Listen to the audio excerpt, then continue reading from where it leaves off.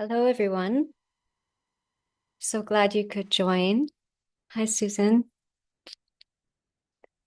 If you want to just confirm that you can hear and see everything all right, that would be a good start. Good. Great. Great. So nice to see some names I don't know. And I know some people have asked to just see the recording because it's Sunday at 11 and I'll just give a few moments for some people still coming.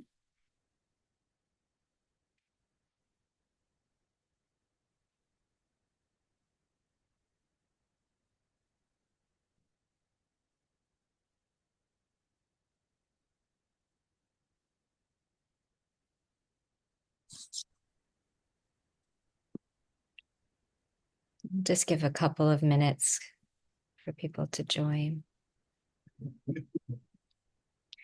And you're welcome at any point to have your video open. I know it's always a question about that, but I'm happy to have to feel that I'm in the room with everyone. And if not, that's fine as well, but just to clear that.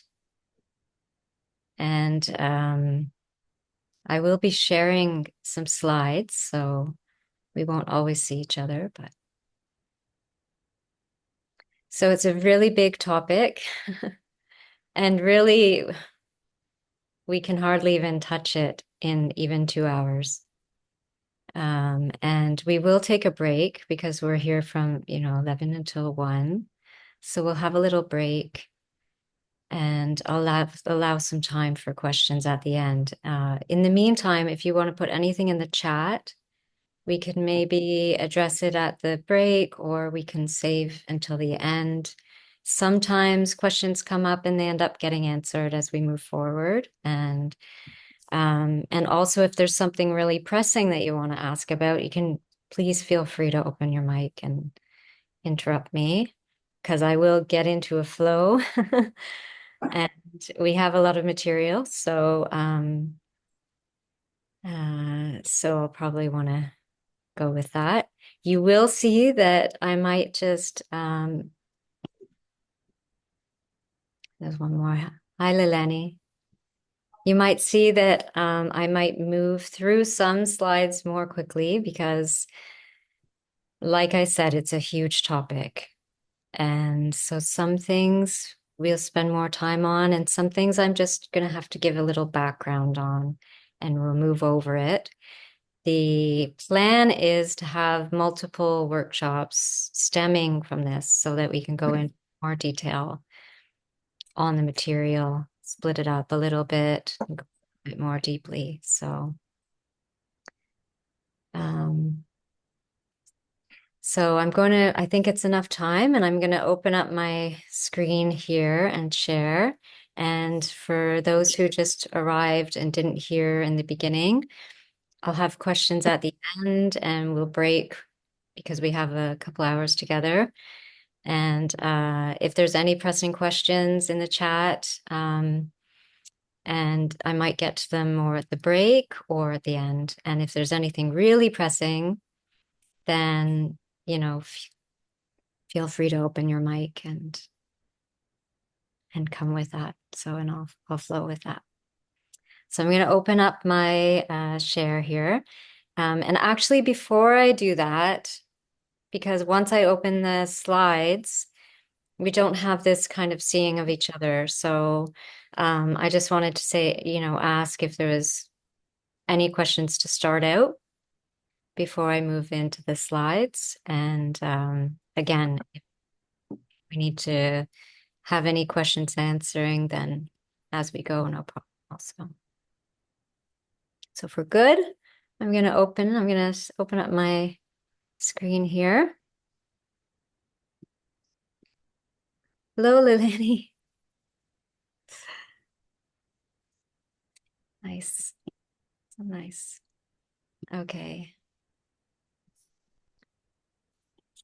Just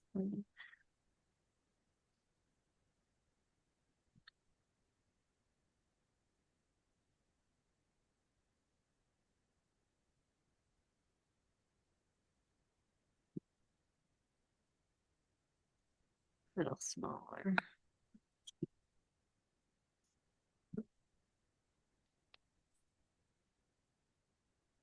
Sorry, I just had a little issue with my share. I'm gonna have to reshare.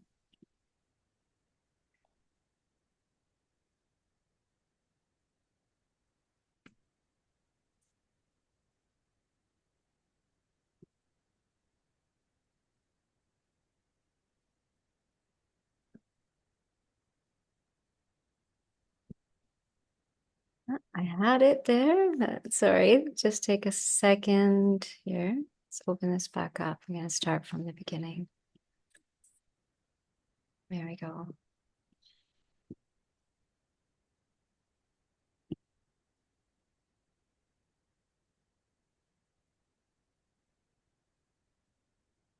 All right, so our topic, as you all know, is a big one, yoga and Ayurveda for mental health.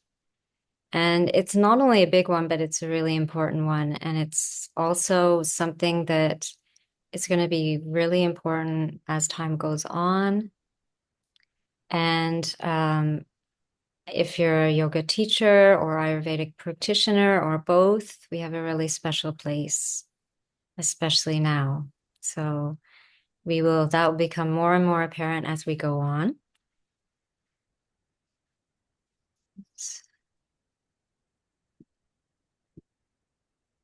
So just a little bit about me so that you're aware is, I started out in nutrition, clinical nutrition, working in the hospital, worked in the Toronto General Hospital in the eating disorders unit there, as well as other locations. But very quickly, it became clear that nutrition from a Western clinical perspective was very limiting. And I had been doing yoga from an early age, my early teens. And I, at that point, just abandoned a little bit of that and went into yoga, did some training, did a bunch of training and so on, and focused a bit more there. And it became really clear to me that I needed to find a way to, first of all, communicate a little bit of my experience with yoga and Ayurveda, bringing it more to an embodied and intuitive form. And so here we go. I found Ayurveda. That was through yoga and eating according to the gunas, sattva and rajas and tamas, which is kind of what you hear about, first of all, in yoga. We'll touch on all of this, but here I am all these years later, and really grateful to be in this field of Ayurveda and studying further now. And it's a real blessing, as we'll see going forward, to be in any of the Vedic sciences, really. It's a vast ocean of knowledge, and we have a really good route into it through yoga and Ayurveda. So this is, yeah. So to start with, I thought you could join me if you want, to just center in a little bit. I thought we could just do 3 ohms together to just join in. With any of the traditional and classical yoga classes, my teacher, who's the daughter of Krishnamacharya, she always says that Krishnamacharya used to always say to begin the lesson, we come in, we come from the outside, we come from our life. And when we enter the space of learning together, we leave that and we align ourselves. And now we're entering into a kind of circle of attention on what we're doing. And then when we close, the same, we Transition. So we'll get into this later, but transition points are really important, especially for Vata. Transition is movement. So we want to bring in this aspect of coming together. So we'll just chant together if you wish.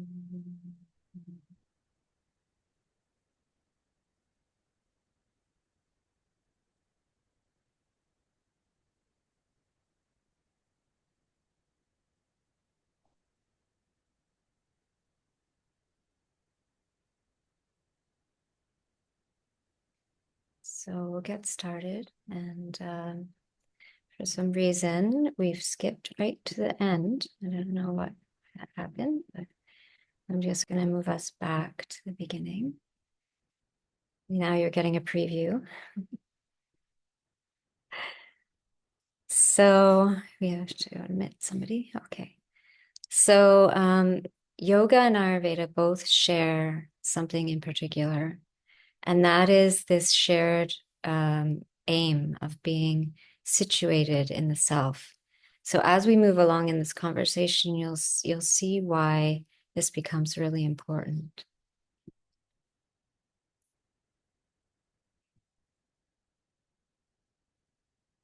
So in the Yoga Sutras, this aspect is drawn on in the third sutra. In fact, the first four Yoga Sutras are really fundamental. If you really go in the first three, you're covering the whole sutras if you go deeply.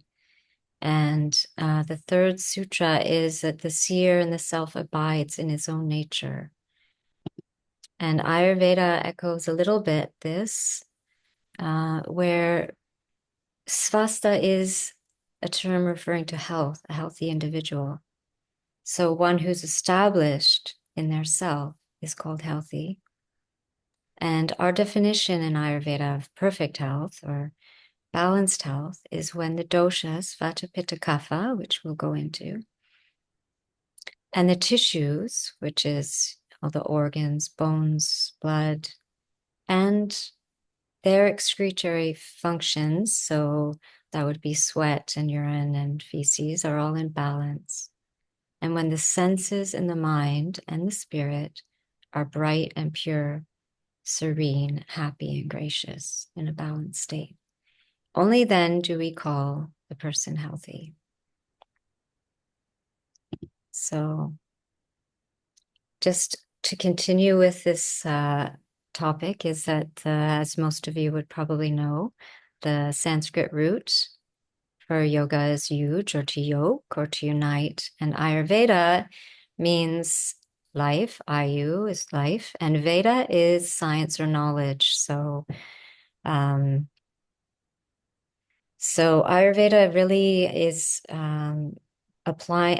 application of the science of knowledge of this, of the of the yoking, of the uniting, of the balancing of body and mind. And Ayurveda gives us this really deep science about how to actually fundamentally do that on a biological level. So different modalities. Ayurveda utilizes quite a number of modalities, including yoga and including diet and lifestyle, rituals and routines according to the individual, according to circadian rhythms. And we're going to go much more deeply into all of this. But really, the emphasis in today's world of psychology is that we're a biopsychosocial creature. And we're not just a separated mind and body and social and emotional life and spirit. So the system, the biopsychosocial system, when it's balanced, supports mental health. Our topic today.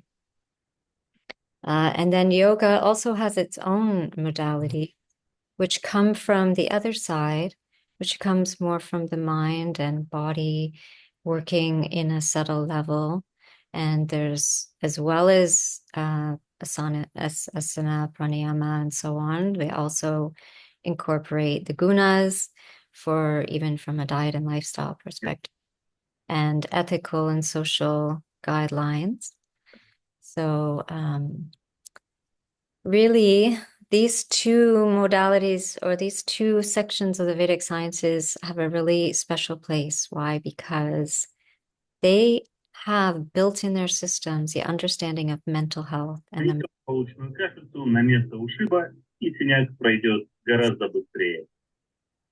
Hello, Natalie. I wonder if you can mute your microphone. I'm going to do it here, but here we are. Okay. So, yes, so they're specifically suited to this because they're, as a system, already are a holistic system. They already take into consideration the body, the mind, and the spirit. So already in its pedagogy, already in its foundation is that in the entire system. So now, today, I mean, we have so much scientific research if you need that and you want that, or if the general society wants to apply it, we have so much that just supports this. So, of course, I'm not going to go into a lot of the Samkhya's of philosophy. If some of you are in yoga already or in Ayurveda, you already have an idea of this. This is really to give a context for us. Sorry. First of all, I'm going to just speak about Agni, but the Samkhya's philosophy is really the base that Ayurveda and yoga both work from. So that's why I'm going to just lightly go on it. And also it gives us a little foundation into what the elements at play are and how that affects, eventually we'll see how that affects our mind. Hey, Carrie, I'm sorry to interrupt, but Yeah. I'm not seeing the slides, and I'm wondering if it's just me. Okay. I'm just seeing the very first slide, so I'm not sure if you're Yeah, changing slides. same here. The same with others? Yeah. Okay. Let me come out of here. Thank you, Leilani. Yeah, no If I need problem. to, if I need to, I can run it from here. If it's not, I can do it like this. Can everybody read that and see that if I come from here? Yes, I can see that. Okay, great. So we've missed all of these slides. Yeah. I'll just run them Yes. over, and the slides will be available. I will be uh, having this workshop on the website, the CYA website. So you'll be able to go back and go at your own pace of reading these. It looked like you were presenting to a different window, but that window you didn't share. You still shared the other one. Probably that's what happened. Well, I think there was a little crossover happening with the sharing in the beginning. So it could be that something like that happened, but in um the benefits of our time, I don't want to Yeah. spend time trying to work it out, but thank you so much. And most likely something got crossed there. And this is all right. If you can see well, then I'll just continue here like this. Yep, that works great. Thank you, Carrie. All right. Thank you so much. So, yeah, so this would have been a lot clearer if you could have read it all, but here we are, and I'll just let it just go through it a little, take a moment so that you can read and see. And again, I will have these slides, this recording and these slides available.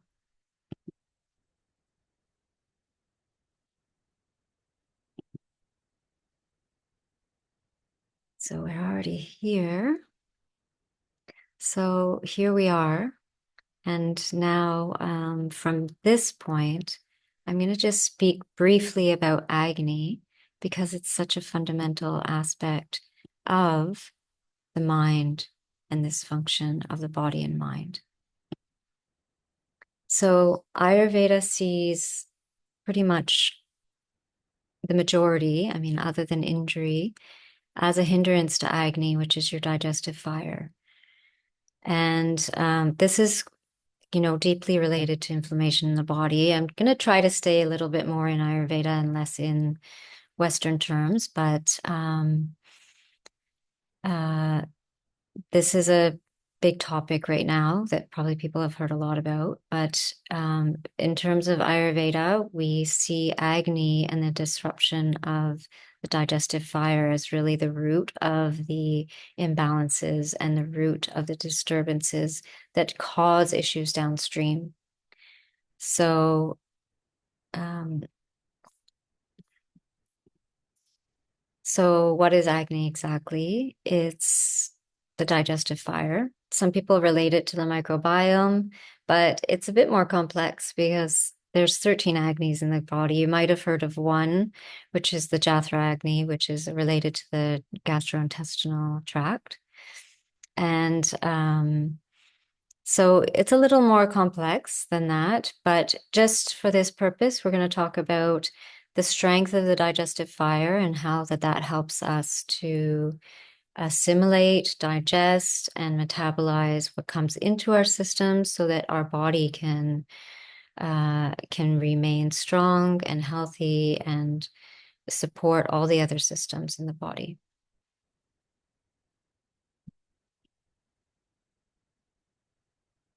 So I know there's been some talks about Ayurveda through the Canadian Yoga Association.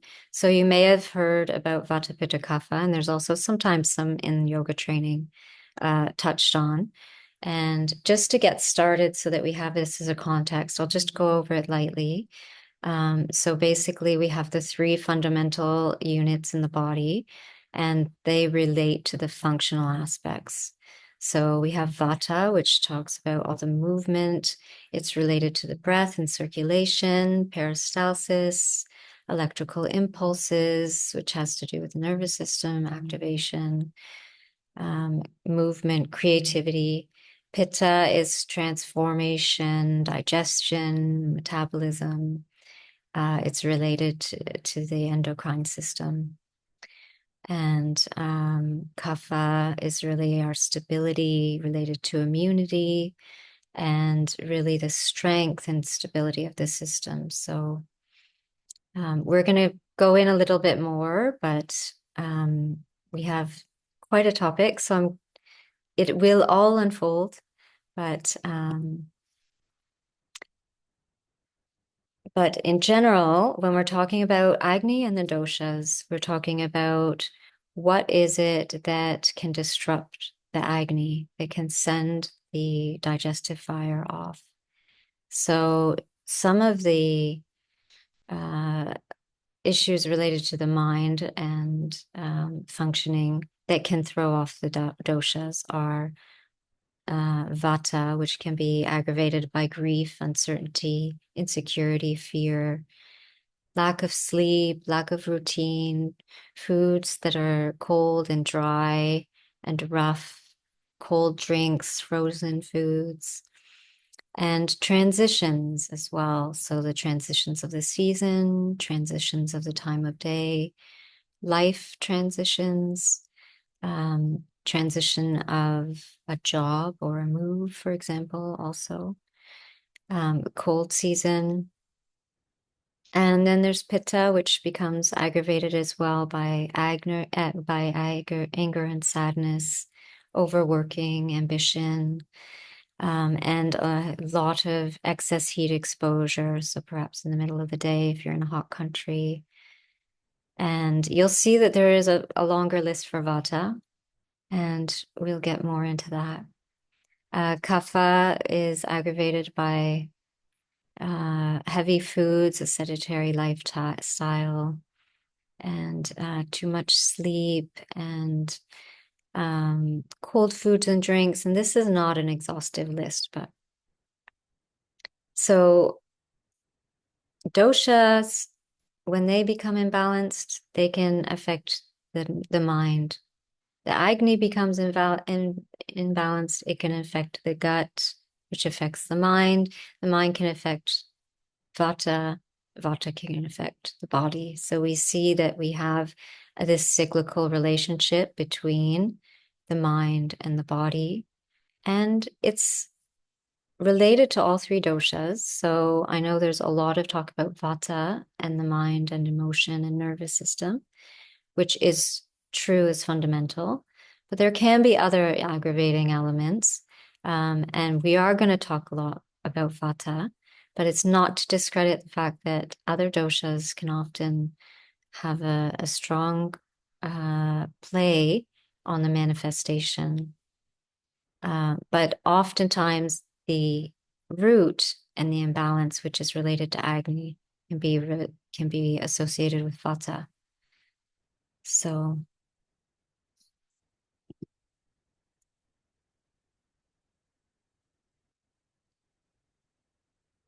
So just to, this is a little bit more about the mind and the body and the doshas, and that the Ayurvedic recommendations and everything that goes along with protocols, as well as yoga and the modalities available to them, to a yoga practitioner or therapist, that they are stemming from a shared root, which is the Samkhya philosophy, which is quite fundamental in the Vedic sciences.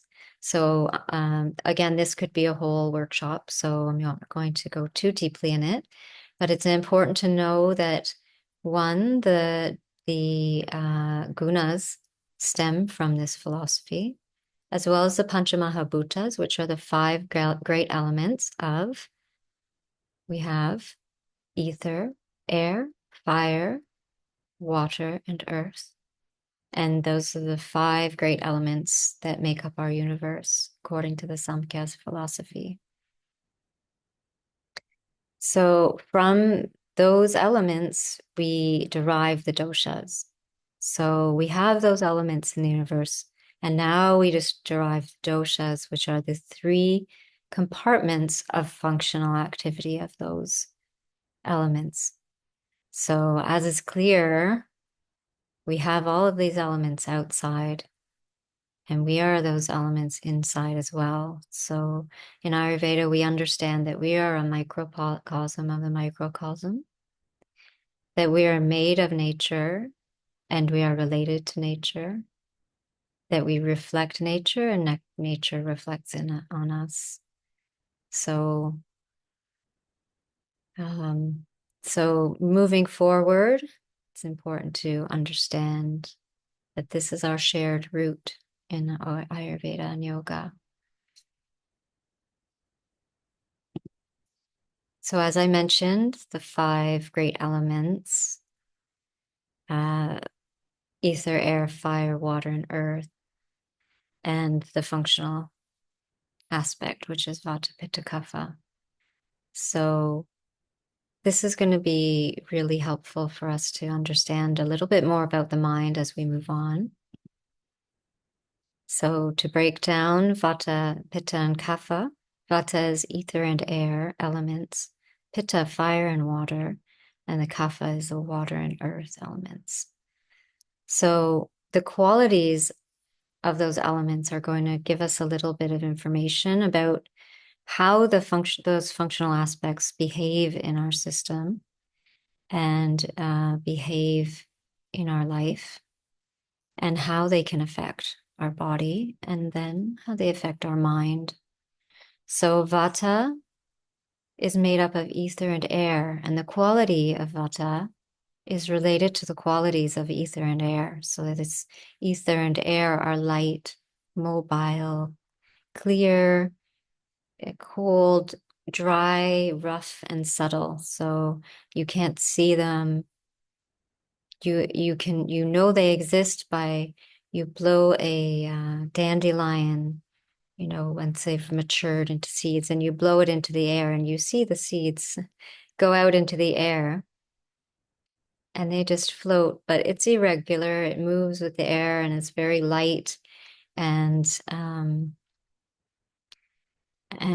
we can see that element at play. We can't see ether, we can't see air, but we can infer by viewing the the results of it that it's there in its existence. So the same goes for pitta and kapha in terms of uh, viewing their effect. They are a little bit more observable, especially kapha being water and earth. But pitta being fire and water, they're the elements that are related to fire and water, uh, the actions and the qualities are that they're hot and sharp, intense. It's oily and liquid and spreading. So often you hear about pitta being fire, but it has fire, but it has water as well. So it's when we think about pitta, we try to think more in terms of lava. If you think about the quality of lava, because pitta has this water aspect. So what makes it different from agni, which agni is fire, pure tejas? What different makes it difference is its spreading quality. So this spreading quality is important in its function in the body. It has the ability to. It has this oily spreading quality, which is necessary for our endocrine functions, for example, which is related to transformation and metabolism. And kapha is that water and earth stability. It's our structure. It's this grounded cohesiveness. Its qualities are stability. It's cool. It's heavy. It's moist. It's slow. It's dense and soft and cloudy. And we can observe it very clearly. We can observe it in if we sit on the earth. Now they talk about grounding and they talk about for vata, they talk about moving the feet on things like a grounding material to bring out that very rough, fast, and kind of electric quality of vata and bringing it down into the stabilizing aspect of kapha. So all three doshas are present in every person. So we may have some that are more prevalent in our constitution and more prevalent in the environment, more prevalent in food, or more prevalent in a disorder or an imbalance. But all three aspects are always there. They're fundamental aspects of the universe, of nature, and nothing can exist without all three. If you have just kapha or just pitta, let's say, it can't do anything without the movement of vata that brings it to life, that puts it into action. So we need all three, and they may just differ in their amount and quality, in the amount that quality is present.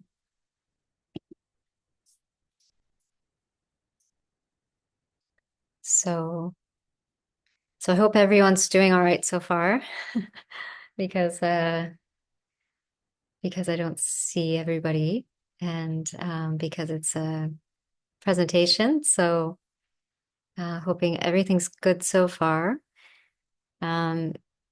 So a little bit about the nature. So now we've set a little bit of the tone to understand the mind.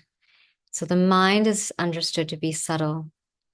It's made up of ether and air. So what were those qualities? It's mobile, it's quick, it's subtle, it's elusive. And because of those qualities, it has the tendency to go out of balance. It has what's called in yoga, in the Yoga Sutras, we call it the tendency toward oscillation. Just going to take a question here. Oh, great. Thank you, Susan. Susan just mentioned about the lava analogy. And it's a really important distinction to make about pitta because it really helps to understand about the pitta quality in the body and to differentiate from Agni, which is very particular in itself. So thank you, Susan. So I just want to state that I'm in an Airbnb and I hear some vacuuming in the hall. So I hope that it's not too loud online and that you can hear me all right.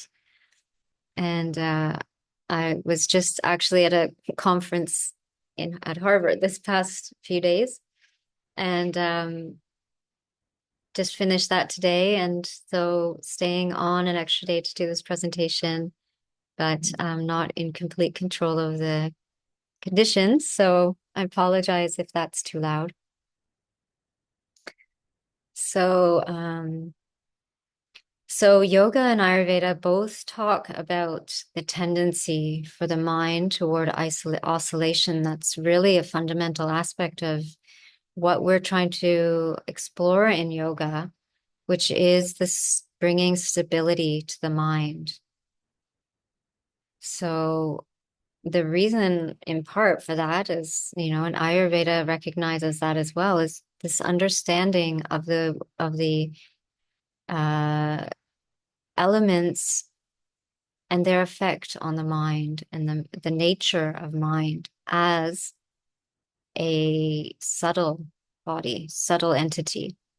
So a bone we can locate as bone, and brain we can locate as brain, but the mind is not just the brain. So because of that, we understand that first of all, the mind doesn't have an organ that we can now, palpitate or apply um, apply a balm to um, or operate on if necessary. Um, the mind is a different creature.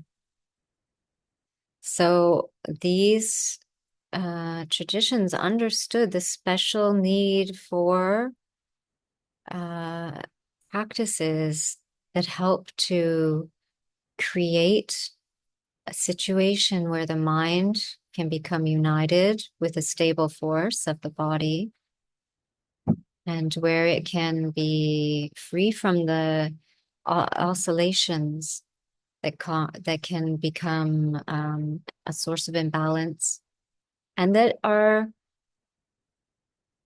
um, source of imbalance and that also have this effect on the stability, on the ability to be stable. And as you remember, stable mind is fundamental to a healthy body, mind, and spirit as we're holistic beings. So, because of this elusive quality, we need to have an equally subtle approach to working with the mind. And this is something that Western medicine will say right out that the mind is a difficult thing to address. The current medications, actually, they're mostly for epileptic medications, and they were adapted and used in a lot of mental health situations because they didn't have any other options. And sometimes they took for an unknown reason and sometimes not. The chemical explanation of mental health, that has to do with chemical receptors in the brain not being able to open to GABA, for example, which we'll get into later. But that theory has been debunked. And psychiatry actually is in this place right now that recognizes that it doesn't have the tools to address those issues. And more science and research is coming out to support yoga and Ayurveda. And, part of this is that both yoga and Ayurveda can assess and approach this quality of mind, can approach the elusive nature, and can address and bring tools to try to aid in in what we spoke about earlier, which is this stabilizing of the mind for health and well-being. And health and well-being includes mental health, because our brain and our mind and our body and our spirit and our environment and our inner world are not all kinds of different parts. And we are these complex and whole beings. So we need systems that can approach this for us. So yoga in particular, Ayurveda as well, which we'll get into also, but yoga in its base is for the mind. So we have a physical practice that's emphasized here in the West, but the origins is this understanding of the need for stability in the mind to be a healthy human being. To be a healthy human being means to be a healthy person in the world. To be a healthy person in the world means to be a contributing member. To be a contributing member means to be a part of a community, part of this community of humanity. So it's important that as individuals we can find ways to balance ourselves or to help help people that we work with to find happiness and balance in their own life. And we are always a part of that picture, but the other part of that picture is that we're part of a human community, and we see more and more how much need there is to be healthy members of a community, to support each other. And yoga states from the beginning, and this is all from the Vedas as well as Ayurveda, that we need this stabilization. And that stabilization comes from the restraint is a word that has connotations, but it's really the prioritizing and the focus on supporting that stability of the mind by coming away from those modifications which relates to sensory inputs, it relates to dosha imbalances, it relates to our environment, relates to our inputs of food and impressions.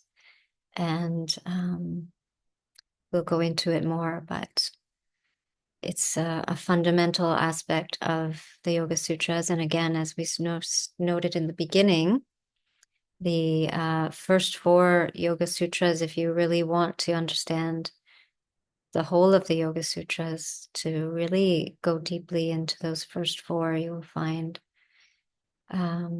real tremendous support and information. So the focus on the gunas. So the gunas we're going to look at, as well as prana. And the gunas utilized in yoga, Ayurveda also has it as part of its understanding of the mind. And prana, I wanted to speak about because of its aspect on informing the whole of the body. So we think about prana as breath, but prana is very deep. Prana is a life force that comes in through our breath, but it's also circulated through our body into our cells. And every cell is like a living microcosm an entity, and every cell requires that prana enrichment as well. So in Ayurveda, we seek to, I think on the previous slide, you might have seen in the Panchamahabhutas, in the Samkhya philosophy, the mention of shrotas. So shrotas are the channels in the body according to Ayurveda. And marma therapy, which is a touch therapy, works on opening these channels in the body to allow the prana to go deeper. And a healthy cell is a prana full cell. So the gunas, I learned it this way in way back, and a lot of the understanding is that we have sattvic mind, which is our top mind, and we have rajas and tamas. Rajas is kind of one below sattva, and tapas is one below that. And rajas being kind of the activated level, and a little lower than that, the inertic level. But the Vedic science sees this a little bit in a bit of a different view. It's a little more holistic, and in Ayurveda we see it this way because it helps us to understand what aspects of the mind we need to work with to bring it back to sattva, to bring it back to this state of homeostasis, to bring it back into a centered, clear mind, which is the mind of sattva. So we have tamas and we have rajas, and in the middle we have sattva. So we have too much rajas, which is this air quality. I think you might be getting a little bit of, you'll start to make some connections with this air quality, and the mind. So if there's too much rajas, of course, then we have too much of what's in the rajas column. If there's not enough, then and we are in a tamastic state. We have the parts in the column there as well. And tamas is this earth quality, and just earth. Rajas is just this air. So again, we need all these balancing qualities to bring us into an equilibrium of sattva. And sometimes we need rajas, sometimes we need tamas, and sometimes there's activities that are more rajastic and some that are more tamastic, and it doesn't make them more or less valuable or better or worse. If we are in a heavy state, it's the middle of winter, those of you joining from winter places like Canada, which probably if you're in this you are, this middle of winter and you've been inside and the energy is low.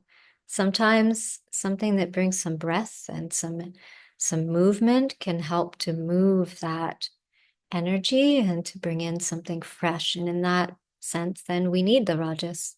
We need to maybe do some sun salutation.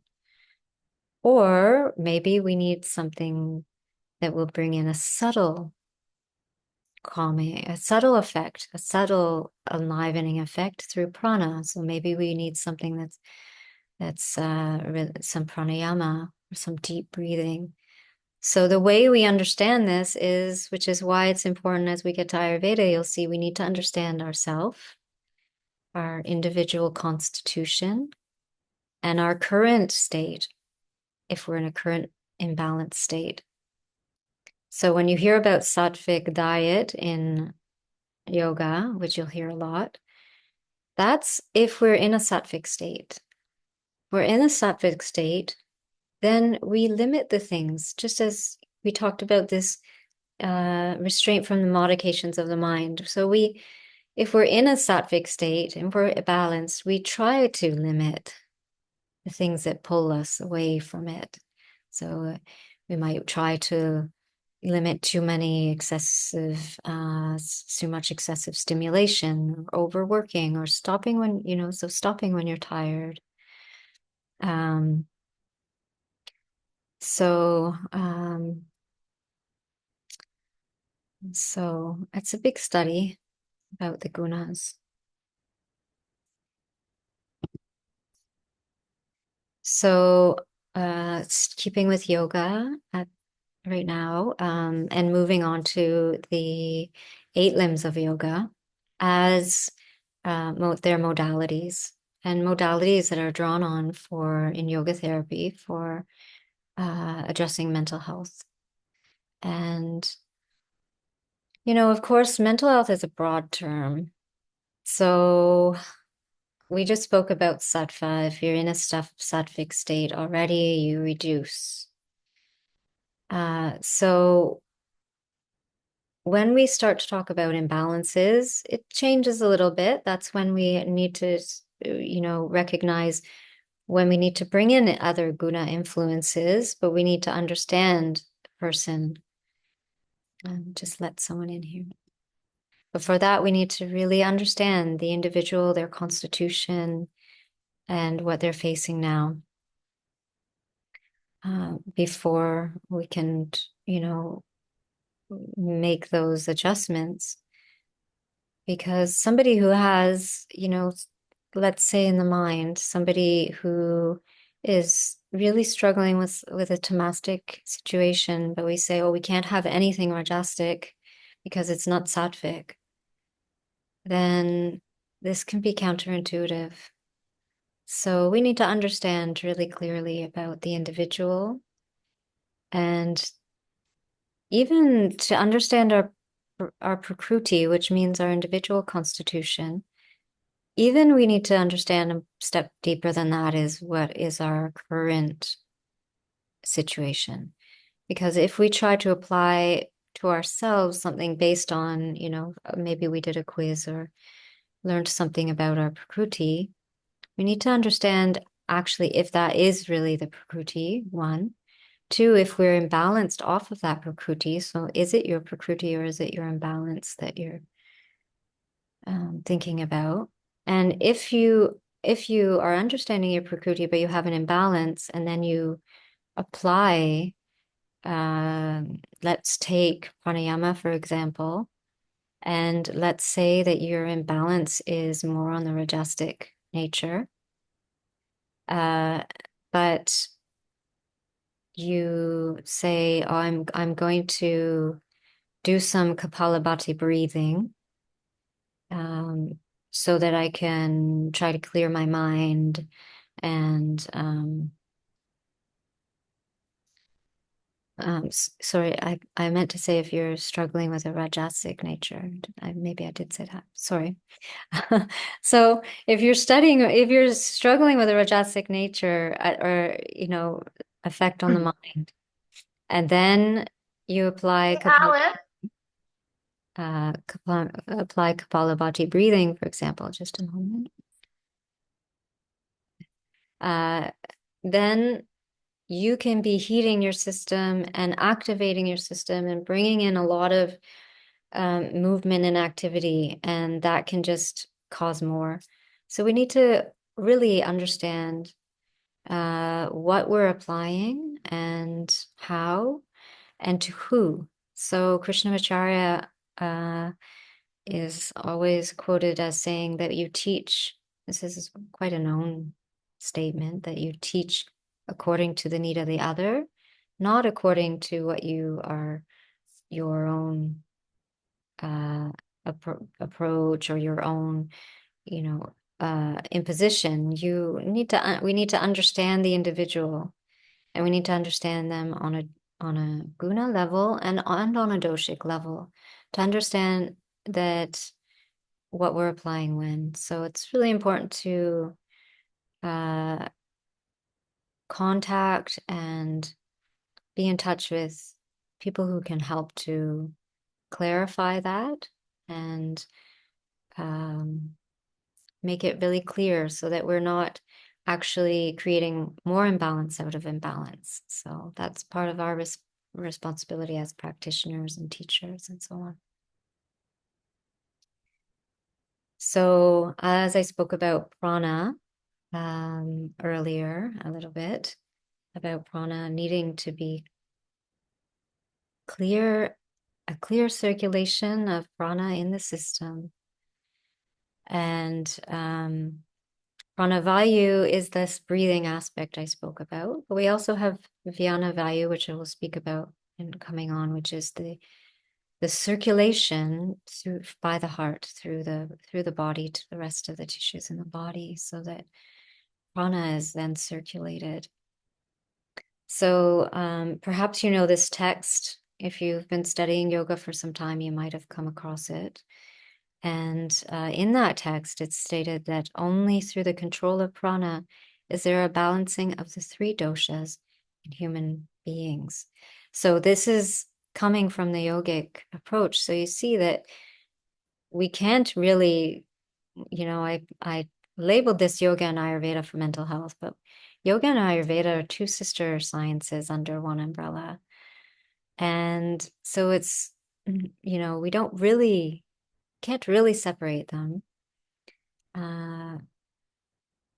because they have this same understanding. And this aspect of the circulation of prana through the system is really important in Ayurveda, and we'll talk about that and how to avoid and remedy those blockages. In Ayurveda, in yoga, the Kriya system. So in Ayurveda, we don't think about the mind as a separate entity, just as in yoga. And we see the mind as being seated in the heart. So when we talk about the mind, we always talk about the heart.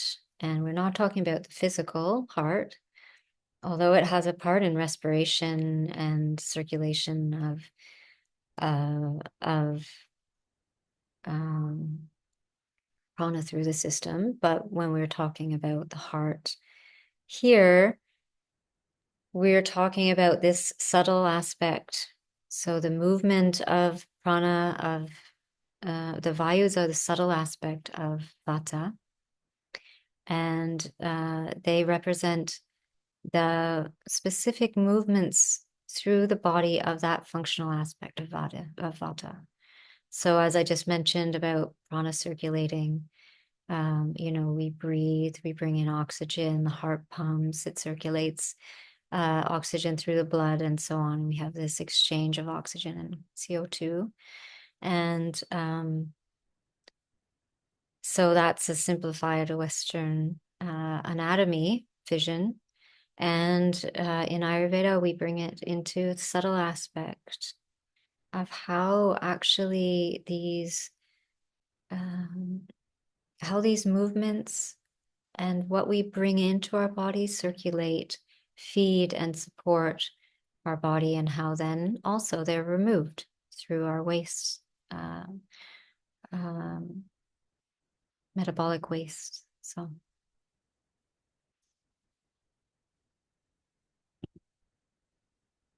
So it's almost 12 o'clock, if you can believe it. To me, that's that's incredible, how time goes. So if you would like to take a little, maybe we can break for a few minutes. How do you all feel about that? You could open your mic and let me know if you want to break here as we go into Ayurveda a little bit more. If you want to take a little, 10-minute break, and then we can come back. Even just maybe 5, if that's okay with everybody else. Yeah, how do others feel about that? Let me just check this chat here. Yes. Okay. So let's take a little break. Yeah, everyone's happy with that. So it's 12. I allowed for, 10 minutes or so, but how do you all feel? 5, 10 minutes? I think 5 minutes is good. Okay. All right, so let's give it five, we're gonna go with a little bit of a fluid approach.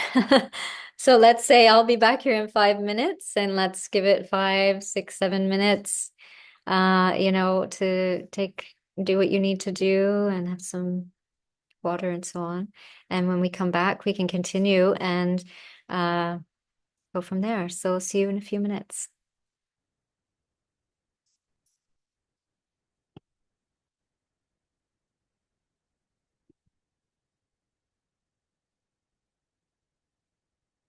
Mhm.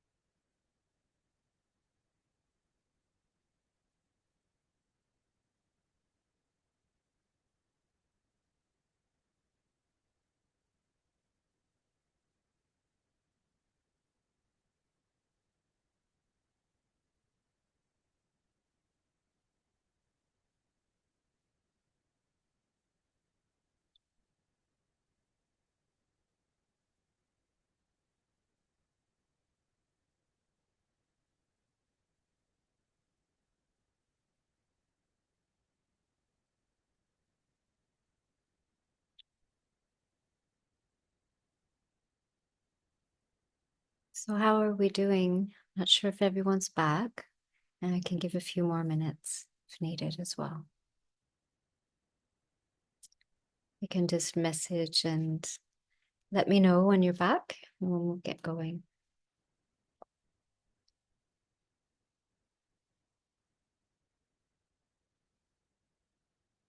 Really nice. That's so nice. I'm glad that you're all interested and wanting to keep going. How do you all feel about this moment? Would you like to stop for some questions, or would you like to continue and we uh do some questions, in about another 20 minutes or so, after some more slides after the Ayurvedic? Harry, I can go with whatever others want, but I do, when the moment is right, I do have one inquiry Okay, about a past screen. okay. Um, okay, yeah. Well, let's do that. Let's do that. There's just the one now, so I mean, hello. Hi, Keisha.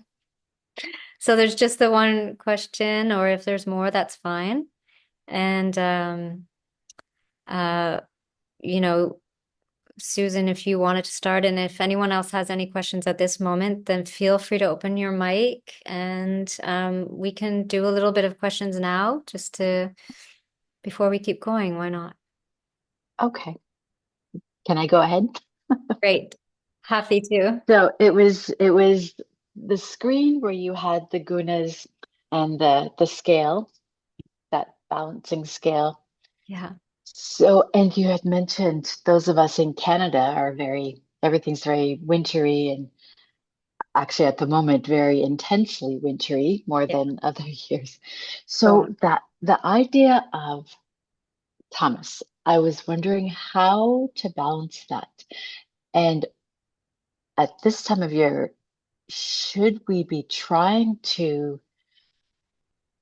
move out of a Tamasic state of mind because it's hibernation season? All the seasonal birds are gone. This big blanket of snow is covering the earth. It seems cozy and heavy, and the trees, their blood has stopped flowing. Yeah. So I'm just wondering if how do we find a balance between embracing the this hibernation season but not becoming depressed? Or maybe that's just the key. It depends on the person, and maybe that's different to not go crazy because nothing else stops. I watch my 22-year-old. He goes to the gym. He plays sports. He just like Right. nothing stops for him Yeah. during the year. And I just I don't know. I was just curious, but where's the Yeah. balance? Well, actually, let's spend a minute on that because we're all women. So we, I want to take a moment. So there's a few aspects to that question. So I'm going to first address the seasonal aspect. And that seasonal aspect, which I had mentioned about winter and tamas. So when we're talking about the doshas and the seasons, we need to think about them as well. So winter will be dependent where you are, but let's talk about Canada. And I see a winter coat in a on there. And where Susan and I live, I think there's 2 feet of snow. So let's just take a moment there. So first of all, winter uh, has multiple doshas happening. And we also have the aspect of the individual at play. So at the beginning of the winter, we're coming out of the fall and there's more vata at play. And hopefully we've done our practices in the fall and we've released the pitta of the summer and we're into this, we're nourishing our vata and we're easing that transition into winter with a soft and nourished vata. And that's how we begin our winter. So you might notice, especially, in Canada, that the beginning of winter is really nice. Like it's actually cozy. You just want to get cozy. We have the holidays. It's really happy. We have all the lights. It's cozy. Want to put the fire on, and it feels really good because we're moving from Vata. And all of that is so soothing to Vata. So as the winter goes on, I'm speaking about in Canada, um, the effects of the winter begin to be at play. We start to have more stagnation, we start to have more kapha. And as we move into the spring, we have the influence of kapha from the environment. So there starts to be some more wet. And we have, to continue from that, we have the um, we have the need to clear kapha from the system at the end of the winter. But if we start trying to clear kapha and tamas now at the beginning of the winter, we can cause a kapha, we can cause more vata imbalance because we're in a vata time and we need to have softness and unctuousness. We need to nourish our body from all of the depletion that happens in the summer when vata and pitta are just going nice and we're getting everything done. We're drying ourselves out nicely. Um, so there's that aspect. Then at the end of the winter, the sun starts to warm things up. So what happens is we have this kapha that's accumulated through the later winter because anything you do in excess is going to create more. So that beginning of the winter when it feels really delicious and then vata needs it, if we continue doing that all, into late winter and we don't move from the couch and we will have a lot of tamas and we'll have a lot of buildup of kapha at the end of the winter. Then the sun comes, it gets really hot, and someone can pipe in if they want, but what is it that kapha is helps to release kapha in the system is heat. So the sun comes in the spring. It starts melting that kapha in our body, and that's when we need to start doing the things we need to do to release the kapha so it's not, as it's released in our body, we can release it. So one is depending on the winter or where we are in the winter. So maybe at the end of the winter, we might need to start to do, you instinctually feel this at the end of the winter, like, oh, I really need to start getting to, I need to start getting some sun. Like the sun comes and you're just there. I need to take a walk in the sunshine. I need to, do some really like good deep yoga that's moving me deeply, that's getting the blood flowing. You feel it instinctually, and that's the body telling us what's needed at that moment. So that's one aspect, is that seasonal aspect. Then we do have, as Susan mentioned, the prakruti and the virkruti aspect. So now we have to understand who's the person who is living in that winter. Who is the person who is I keep on looking at people at the screen rather than the camera. So who is it that is living in that winter?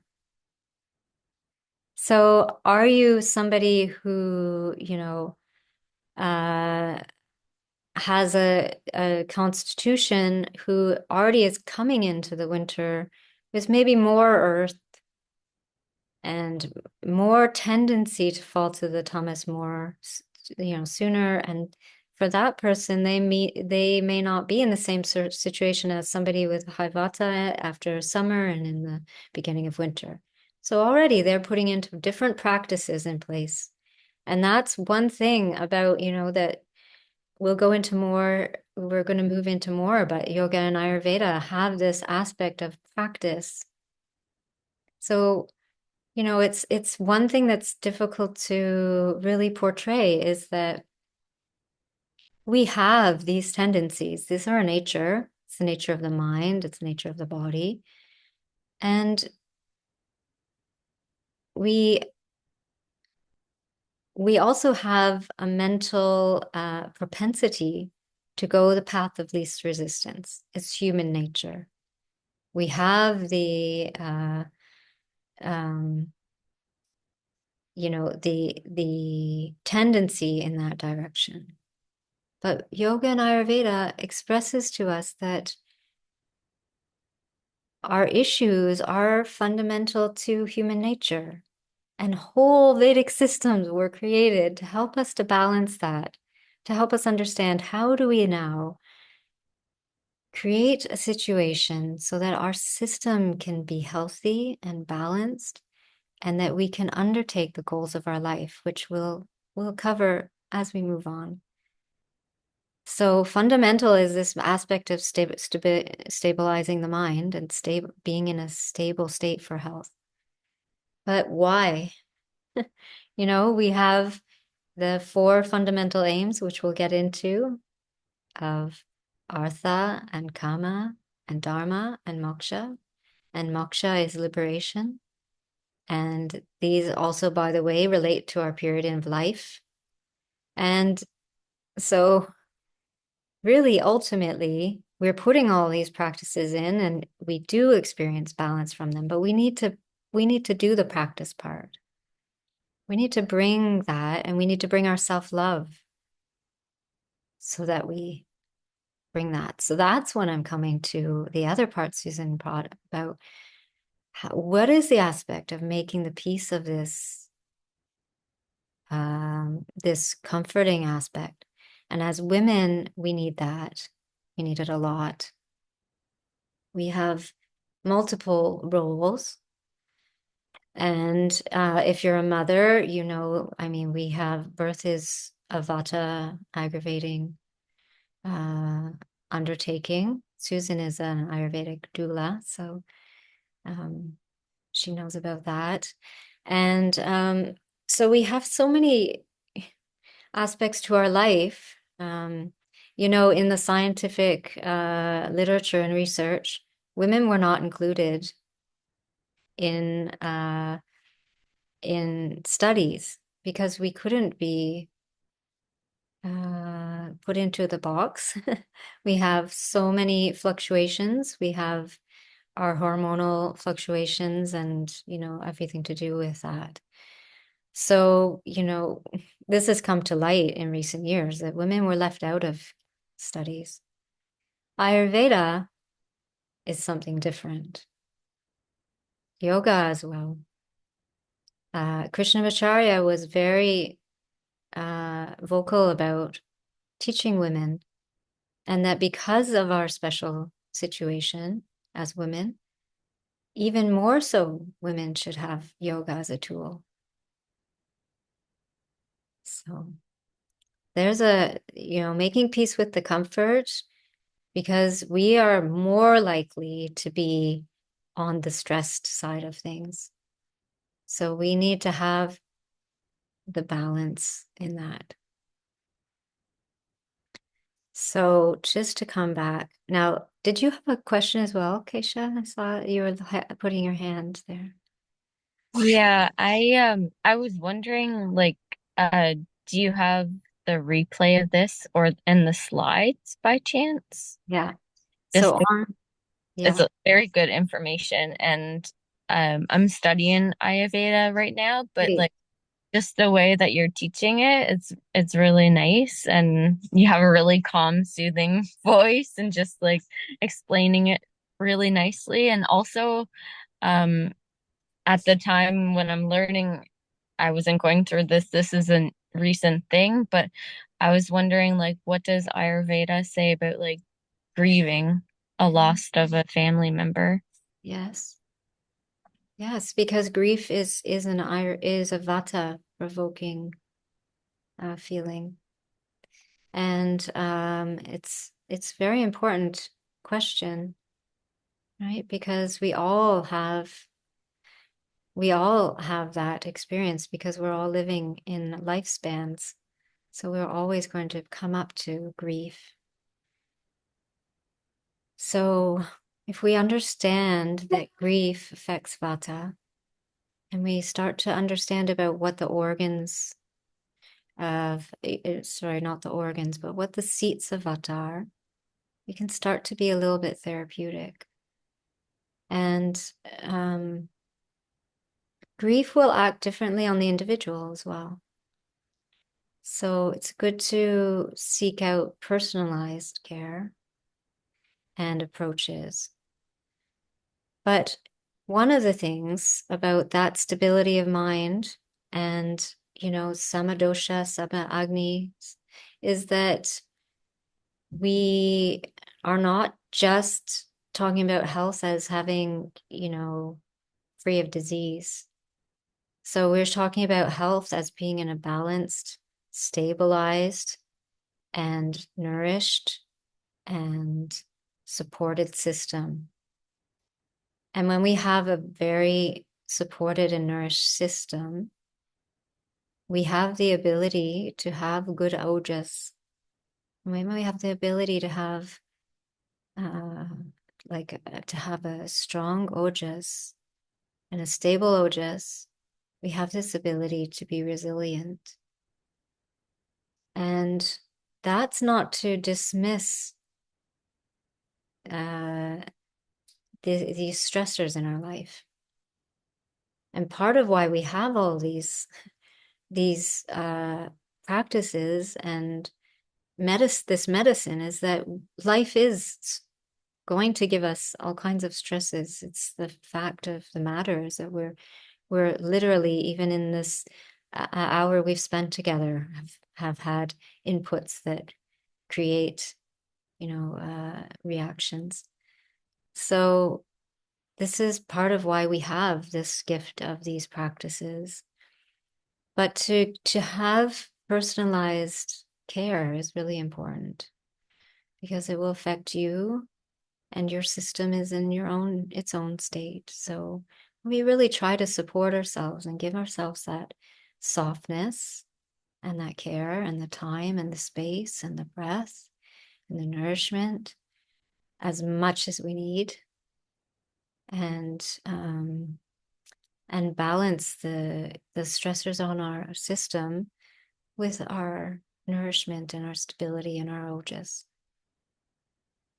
So it's a big question that we could talk a long time on, but really important because grief is one, and there's many.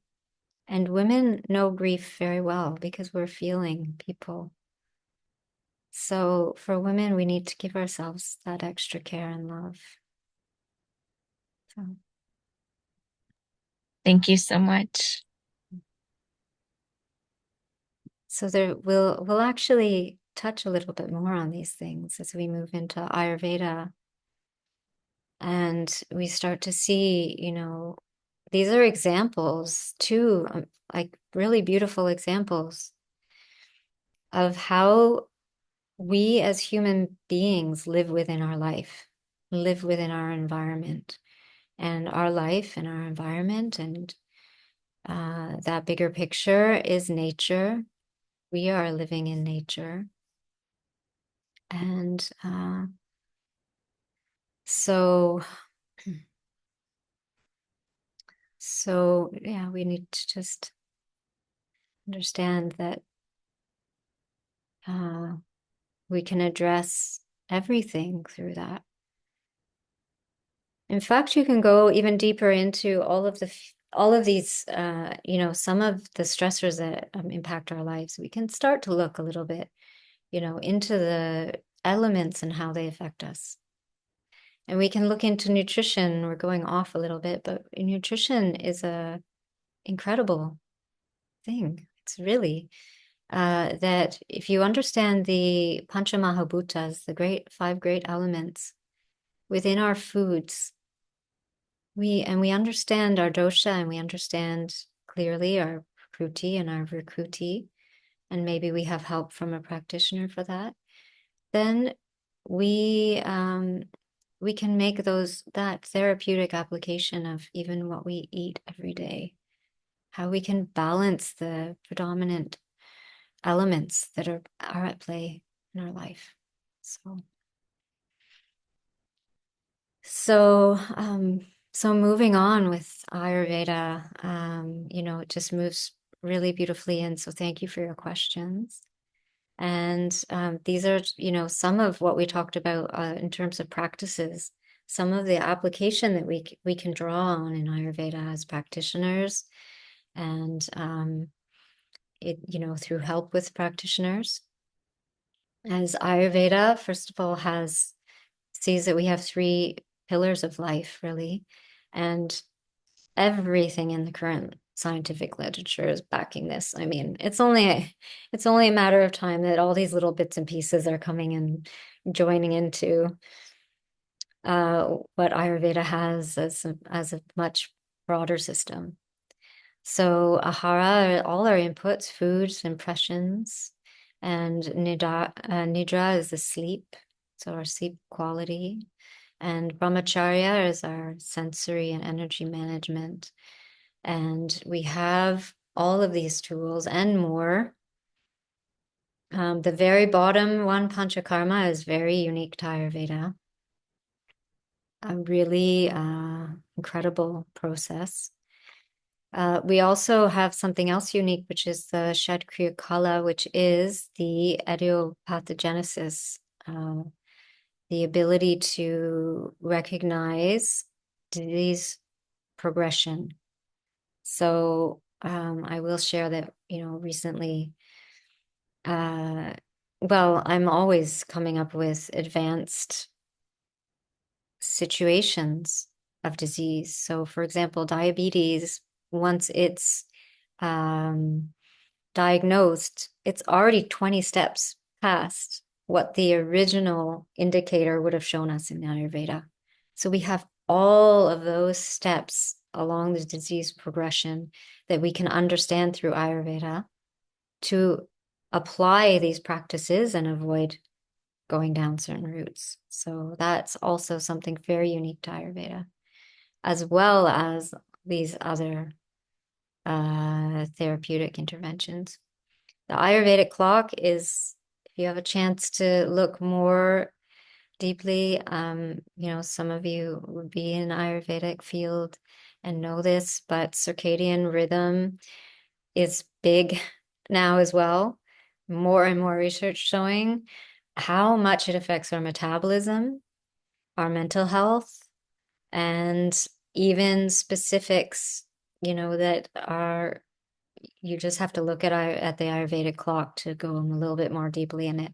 Ayurvedic clock has something even a little bit more, and that is that it understands the doshas in relationship to this. It understands a much broader view of nature, and it understands the individual based on doshic presentation. So whole rituals are built around the Ayurvedic clock. And this is why it's so important to learn about Ayurvedic routines, daily routines, nightly routines, seasonal routines, so that we can align with the circadian rhythms, align with the rhythms of nature that our body is so in tune with if we give it the chance and we really begin to stabilize ourselves in those routines. There's the word stabilize again. For mental health issues, to have stability is crucial.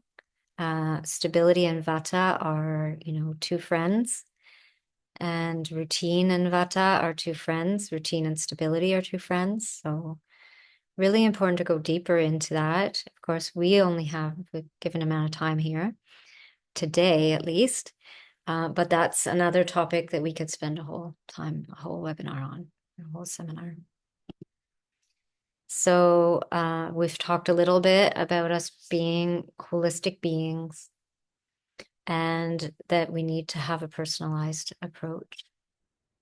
And as we spoke about the subtle nature of the mind, it can feel like we hear a lot about this the mind's oscillating, it's unstable, vata is unstable, and I get easily confused and all of those things. But there's another side to that.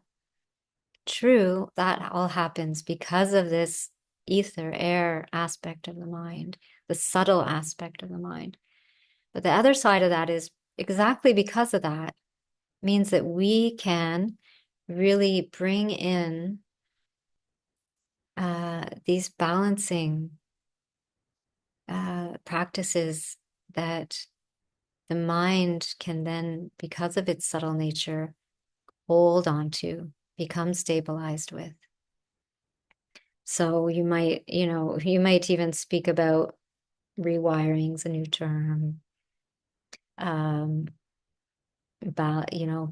balancing we hear, but in general, the idea is that because the mind is stable, yes, it's prone to oscillation, but because the mind is subtle, because the mind is subtle, it also means that it can quickly respond, and it's yearning to respond.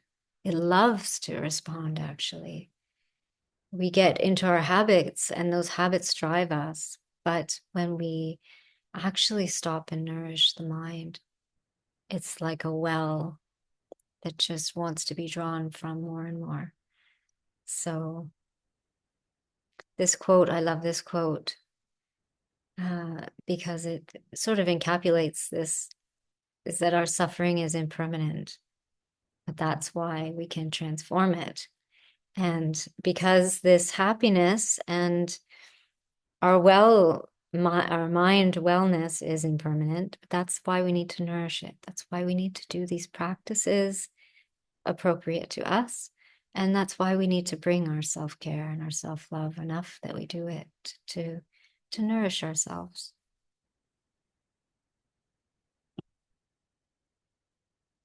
So a little bit more here. I'm just looking at our time we've got. So we spoke a little bit about vata. We talked about the relationship of vata to the mind due to its composition of ether and air, due to its qualities, subtle and mobile, dry and rough, and clear in nature. So it's good to understand, like we spoke about earlier, about things that can aggravate vata. So I'm speaking about vata, and as I mentioned earlier, and I noted here, is that it's not isolated to vata. So we can receive shock, we can receive injury, and we need to understand how that works in our life, in our particular situation. But for the purposes today, I'm going to focus a little bit on vata. And these are really some of the fundamental aspects that hinder or that throw vata off. And you can see the many there, and that's not an exhaustive list because vata is quick. Vata is related to the nervous system. It's electrical impulses. It's very fast. And the other aspect of vata is that we call it the king dosha, which means that when vata goes off of balance, it will bring the other doshas with it. If vata goes off, but we have the way to pacify, then we're living in a healthy thing. We have vata, we pacify, just like with sattvic. If we're in a sattvic mind, we become tamasic, we bring it back. Rajasic, we bring it back. So if we have an imbalance, we know we pacify. But it changes when we are now in a state of imbalance and moving along what I mentioned about that progression, the idiopathogenesis, and we start moving into more disease progression, becomes a little bit more clinical. But Shraka Samhita, who is, one of the founding scholars and recorders of Ayurveda, highly revered doctor. He speaks about everything being in moderation, and that helps with our doshic balancing as well, because we stay the middle course, we stay our stable mind, and then we can work from there. And again, it changes as it becomes clinical.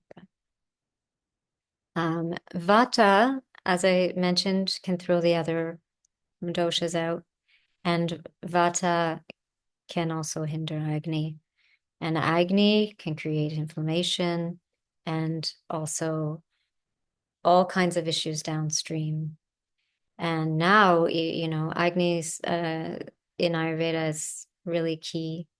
And with the gut brain axis, which we're hopefully getting to, this is understood that the digestive function and the health of the digestive function is correlated to mental stability and health. So stress is on this list. Why it's one of the big ones we spoke about a little bit is Ayurveda considers stress to be anything past your personal threshold. So what's stressful for you is different than what's stressful from someone else. Somebody else's system handles stress differently than another person's system. So, the stress might be the same thing, but each individual has their own challenge in meeting that stress. So the causes of disease: making negligent choices, disrespecting the senses, and living out of rhythm. So we talked about circadian rhythm. Now the senses, it's big right now. I'm going to have to move a little more quickly through some of this, but yoga talks about pratyahara, which is withdrawing of the senses. This is not taking us and closing us in a room, but it's being that active mind. So a lot of Vedic sciences talk about the witnesser.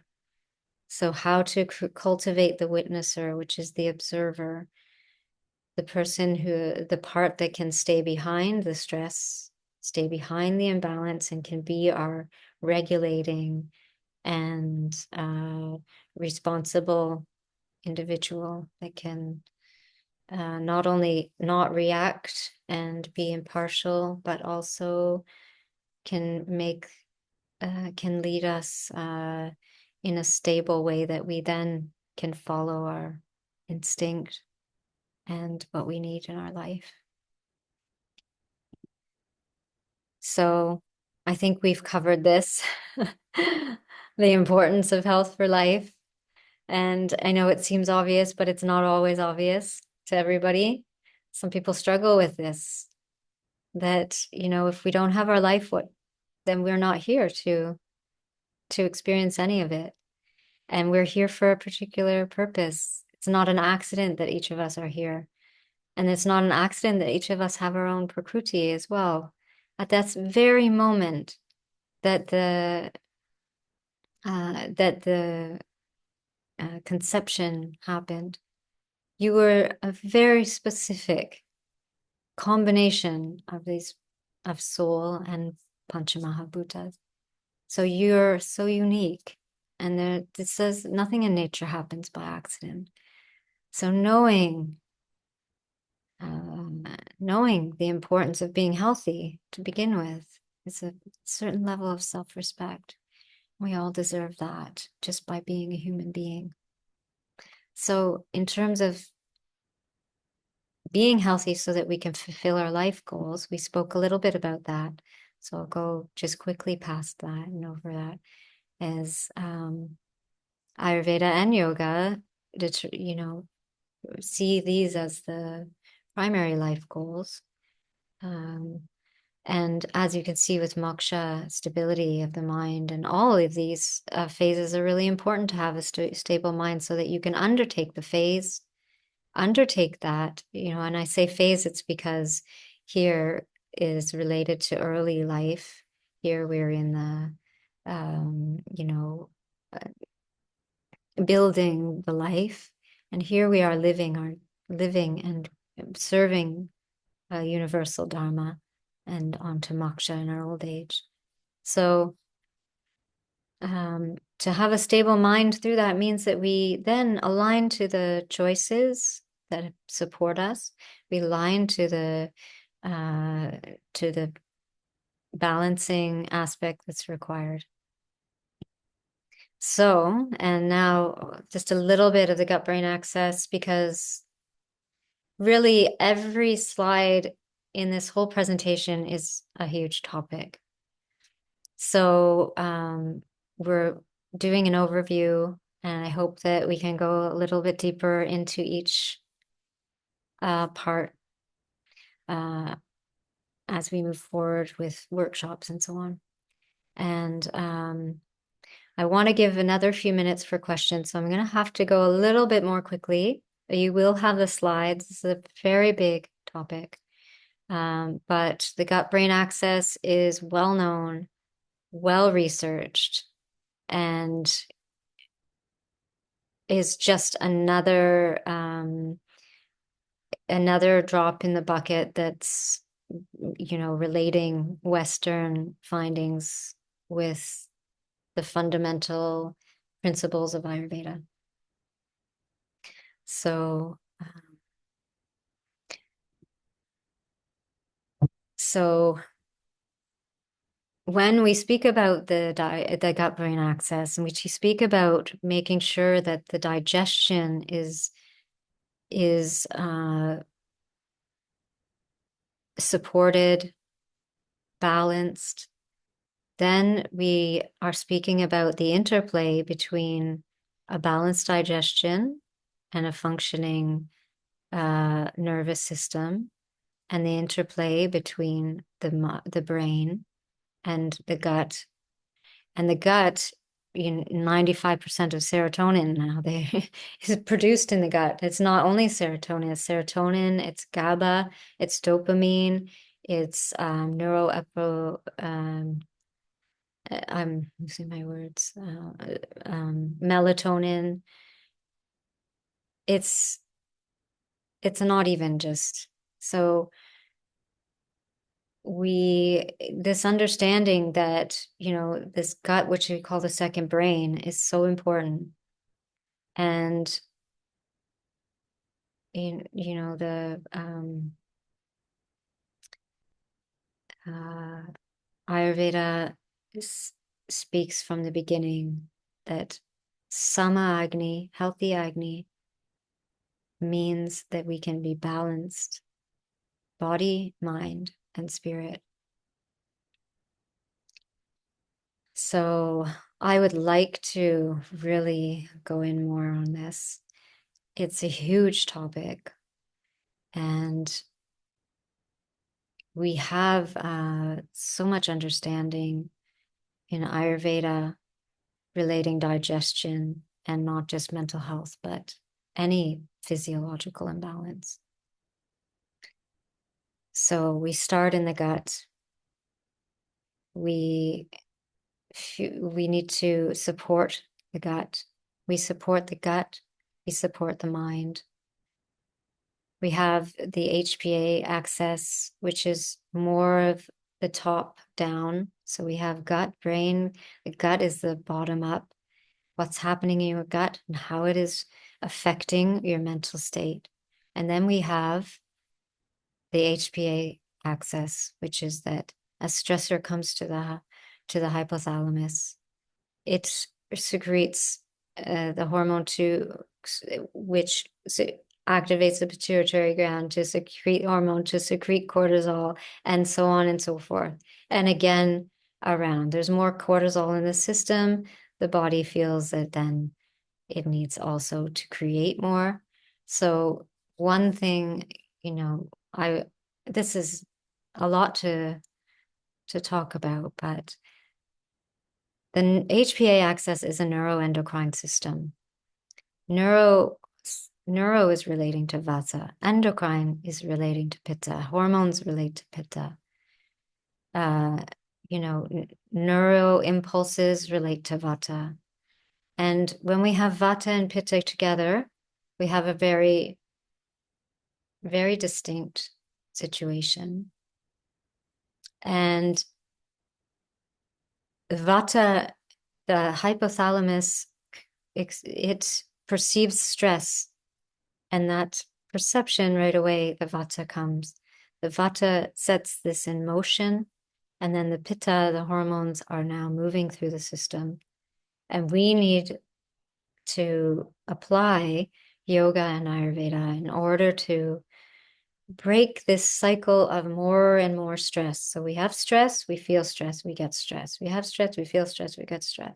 So these practices help to just not only put a stick in the wheel of that cycle, but also help to prepare the body to be in a state where it's supported enough that it can self-regulate and it can bring the response down, and it can be a witness, and it can mitigate the response a little bit. And then we have therapies, because we're also not alone in this world. This is one thing I'm always cautious about talking about practices and doing. We have to realize that we're not alone in this world of reaction and troubles and so on. We have the practices, but we're not meant as human beings to go into a room and close the door and make ourselves do practices so we make ourselves feel better.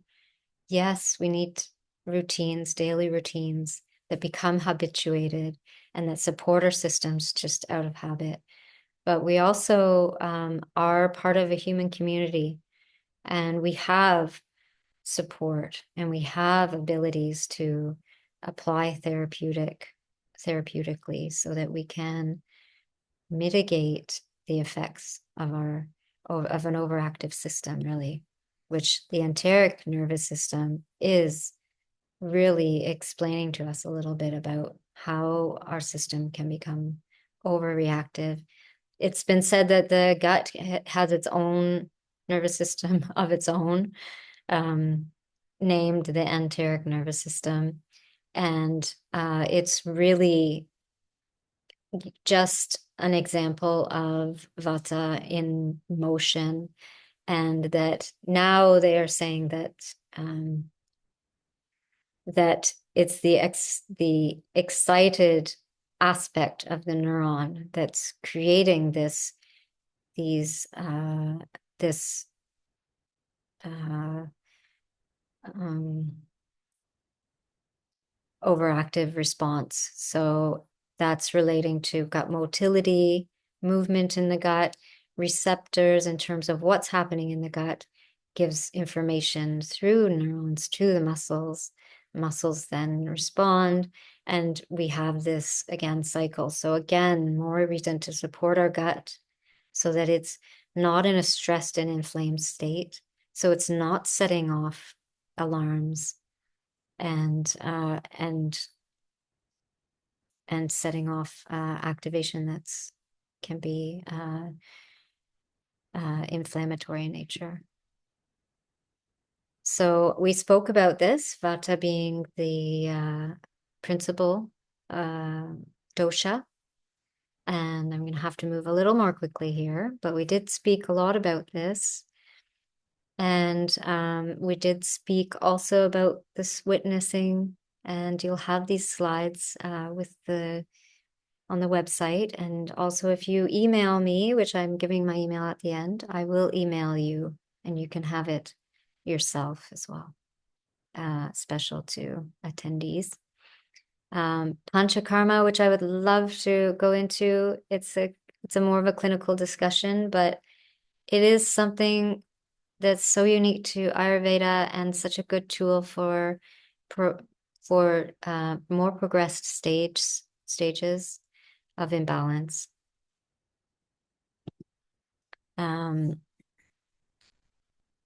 So again, we spoke a lot about Vata and the digestive fire and the microbiome and how these things are all related, because the thought about us being separate entities, a brain, an intestine, a leg, a heart.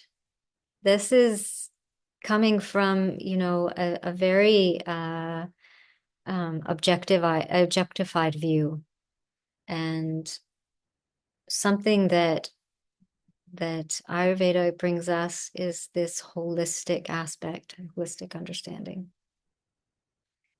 So I'm sorry to be going quickly here, but I want to give a few minutes for some last minute questions, and we're back to the definition, samadosha, sama-agni, samadhatu, which are the tissues, which are all the tissues in the body, bone, brain, uh, um, uh, bone and brain is related to one aspect of the Majjadhatu, but the blood, the lymph, the heart, um, all of the tissues in the body, Malakriya, when our digestion is regulated, we want to see that all of our other functions are regulating, that our wastes are regulated, and that our senses and our mind. So this aspect of protecting our sensory awareness, protecting our senses. In the morning in an Ayurvedic routine, we clean the eyes. We do a anasya. We protect the access, this nose access right to our brain. The ears right in the head there. We do a little bit of oil. We do all of this protection. We don't try not to overstimulate. We try to bring balance and moderation where we can. So a little sum up. And so we have a few minutes of questions and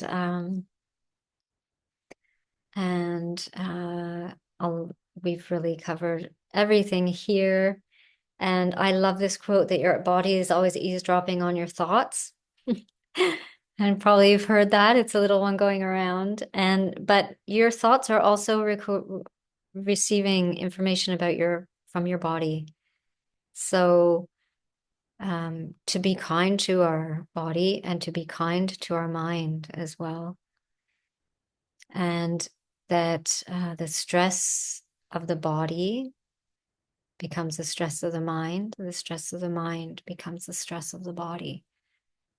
So to be well and to support ourselves. So this is my email, my Instagram, my website. The reason I put this quote, your task is not to seek for love, but merely to seek and find all the barriers within yourself that you have built against it. So we are in Ayurveda, we're clearing the system, yoga as well. Yoga likes to speak about the kriyas, but also just the practice. Clearing, prana is coming. We're keeping the channels opening so that we're bringing in good nutrition and nourishment that's going to be brought into all of our bodies, tissues, and systems, so we can live supported and healthy. So I just want to open it up to some questions, and I'm going to I can stop share if you all want to open mics or ask questions, or I can leave it here if you want to just jot this down. And please feel free to open your mic and ask any additional questions. I know we spoke about some, or if you want to add to the chat. And if you would like to receive any of the, thank you everyone for your response. Thank you very much. If you want to receive the slides, the recording will be on the website under the continuing education. If you'd like to receive the slides, please email me, and I'm happy to send you a PDF of that, and you have it as a reference. And if you have any questions, please feel free. I know we went through a lot and quickly, or if you're all happy, that's fine as well. And I guess I could ask a question if everyone's happy. I could ask a question of what aspect of this do you feel like would be useful to go deeper into?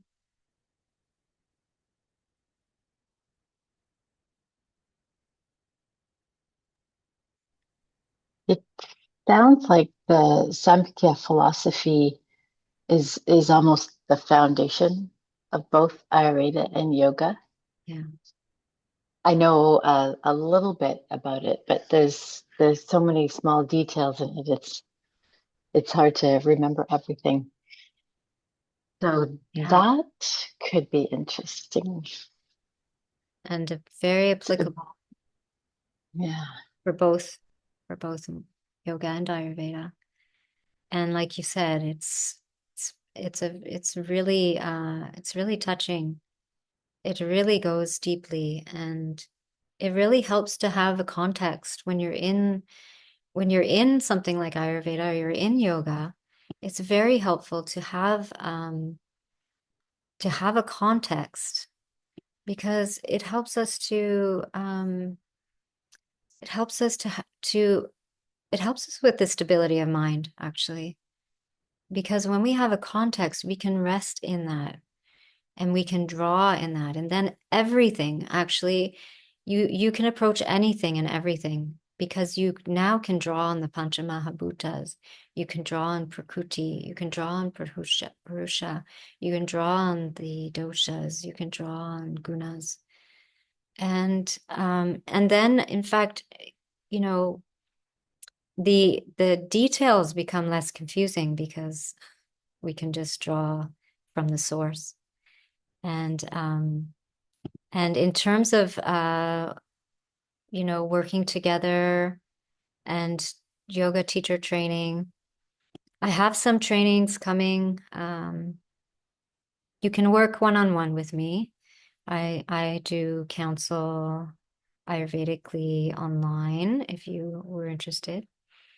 And in person, but I'm in London, Ontario, so it's not always possible for everybody.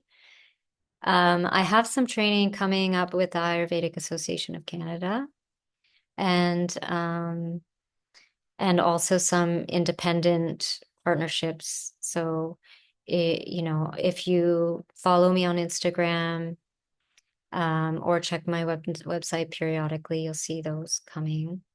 And if you want to specifically, be kept up to date on that, you can email and ask me to, be kept up to date on those things. I have a big focus on research, so I'm not the um you won't always see the same things coming from me that you might see, in terms of a lot of the information going out. I'm very research and very counseling based. So, but I do have some things coming up. So if you're interested, please email me. I'm happy to hear from anybody. And if there's any questions after this session, please reach out. I'm very happy to answer anything as well. Thank you all so much for joining. And would you like to close out with me with an Om? And then we close our little bubble and move on to our day. Thank you so much for joining.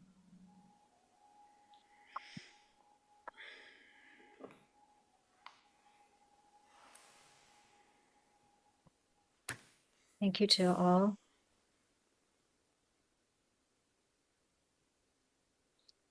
Oh, oh, oh,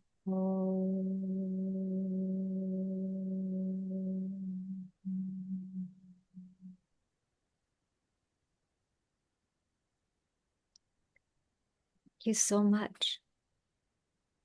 I look forward to being in touch with you all again at some point.